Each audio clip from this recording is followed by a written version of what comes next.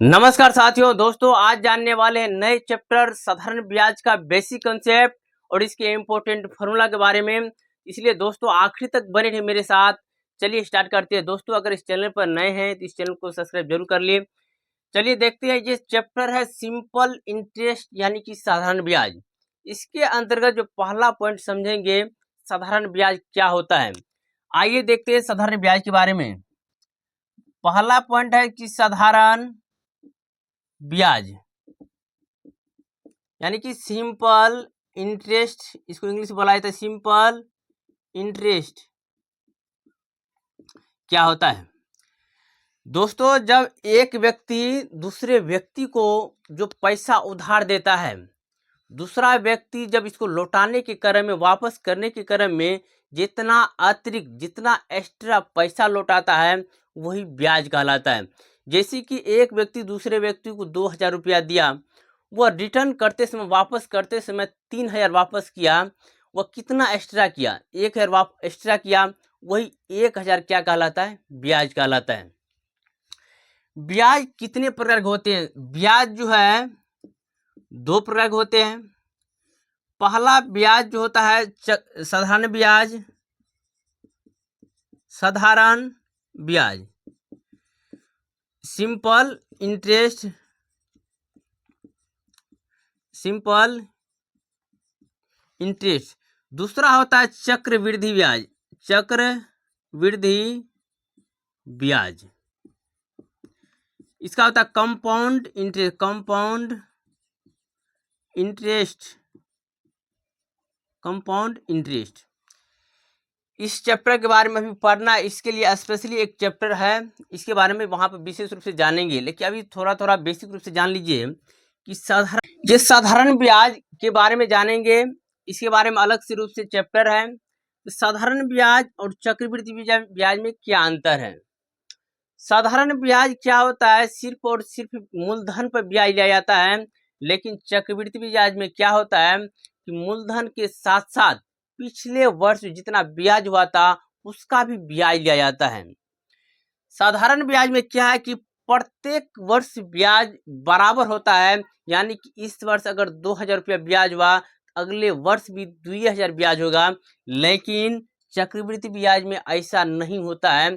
चक्रवृद्धि ब्याज में अगर इस साल होता है ब्याज, जितना मूलधन, उसको जोड़ करके फिर अगले वर्ष जो है मूलधन और ब्याज दोनों का ब्याज लगता है।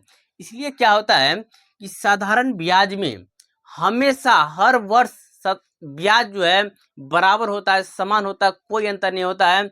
लेकिन चक्रवृद्धि ब्याज में ब्याज प्रत्येक वर्ष अलग अलग होता है। इसमें जो है साधारण ब्याज की, आप इसको जो है अलग से पढ़ना, लेकिन साधारण ब्याज के अंदर पढ़ने वाले हैं और जाने की साधारण ब्याज के अंदर किन किन बातों को जानना बहुत जरूरी है, इसके बारे में आइए जानते हैं। सबसे पहले साधारण ब्याज के बारे में जो जानेंगे, पहला पॉइंट साधारण ब्याज तो जानते ही हैं। दूसरा है मूलधन। मूलधन क्या होता है इसके बारे में जानेंगे। इसका इंग्लिश होता है प्रिंसिपल, प्रिंसिपल। मूलधन क्या होता है, जब कोई व्यक्ति किसी दूसरे व्यक्ति को जितना रुपया उधार देता है वही मूलधन कहलाता है। जिसे मान लीजिए हम ही अगर किसी को 2,000 रुपये दिए, उधार दिए, तो वही 2,000 क्या हुआ, मूलधन हुआ। जान गए। इसका इंग्लिश नाम प्रिंसिपल होता है। इसको शॉर्ट फॉर्म में पी से सूचित किया जाता है, शॉर्ट फॉर्म में पी से सूचित किया जाता है।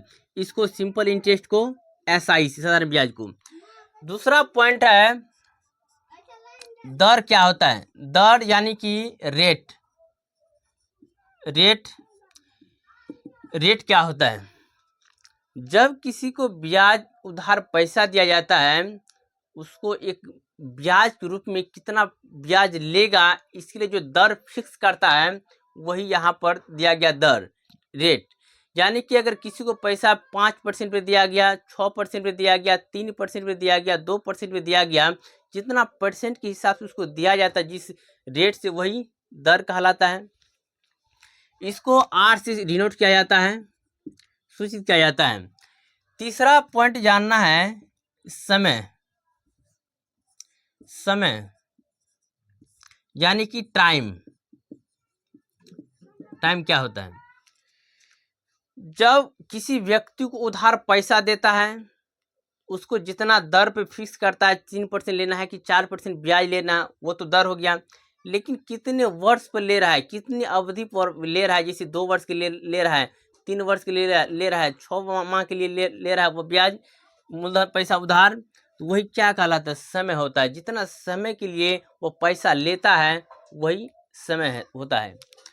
चौथा होता है यहाँ पर मिश्र धन। मिश्र धन क्या होता है? जब किसी को उधार पैसा देना है 2000 रुपया, अगर उसको ब्याज जैसे 1000 रुपया हो गया, टोटल पैसा जो वापस करेगा जैसे 2000, 1000, 3000, वही क्या कहलाता है? मिश्र धन। जब वह कुल पैसा मूलधन प्लस ब्याज दोनों एक ही साथ लौटा देता है, वही क्या कहलाता है? मिश्र धन। इसको जो सूचित किया जाता है ए से, समय को सूचित किया जाता है टी से। उसके बाद इस मिश्र धन समय, दर, मूलधन हो गया। ठीक है, यही चारों पॉइंट को इस चैप्टर के बारे में जानना था। अब यही था इसका बेसिक कॉन्सेप्ट। अब इसके बारे में जानेंगे, इसके फार्मूला के बारे में। आइए देखते हैं। ये साधारण ब्याज का फार्मूला जानेंगे, लेकिन साधारण ब्याज को आप 5 विधि से बना सकते हैं। या तो आप फार्मूला विधि से बनाइए, या 100 वाला मेथड से बनाइए, या आप एक्स मान के बनाइए, या परसेंटेज वैल्यू यानी कि भिन्न फ्रैक्शन वाला से आप निकाल सकते हैं। चौथा होता है कि किसी संख्या को अगर सवाल दिया रहे तो आप ऑप्शन से भी बना सकते हैं। तो 5 विधि से आप बना सकते हैं। फार्मूला विधि से, 100 वाला मेथड से, एक्स वाला मेथड से, भिन्न वाला मेथड से, और 5वां है आप ऑप्शन से बना सकते हैं। तो सबसे सिंपल, बहुत ही साधारण अच्छा से जो बनता है ये फार्मूला विधि से। सिर्फ फार्मूला याद रखना पड़ता है, आराम से बना सकते हैं। तो आइए देखते हैं इसके इंपॉर्टेंट फार्मूला के बारे में। पहला जो फार्मूला है साधारण ब्याज, इसको शॉर्ट फॉर्म में एसआई बोलते हैं। इसका जो फार्मूला होता है मूलधन गुना समय गुना दर बटे 100, ये इसका फार्मूला होता है। इसको शॉर्ट फॉर्म में ऐसे भी लिख सकते हैं इंग्लिश में, जैसे कि P गुना T गुना R बटे 100। इसे शॉर्ट फॉर्म में संकेत के रूप में भी इस तरह से लिख सकते हैं। दूसरा सवाल बनता है, फार्मूला है कि दर, अगर दर यानी कि R निकालना हो तब, R यानी दर बराबर अगर फार्मूला है तो क्या करना है? ब्याज गुना 100 बटे मूलधन गुना समय होता है, ये फार्मूला होता है। इसको शॉर्ट फॉर्म में लिख सकते हैं, लेकिन अभी हिंदी में लिखते हैं। दर बराबर ये फार्मूला हुआ। तीसरा फार्मूला बनता है कि समय बराबर क्या होता है? समय बराबर यानी कि टी बराबर, इसका भी फार्मूला होता है ब्याज गुना 100 बटे मूलधन गुना दर, ये समय का फार्मूला हो गया। चौथा जो फार्मूला होता है मिश्र धन। मिश्र धन का फार्मूला क्या होता है?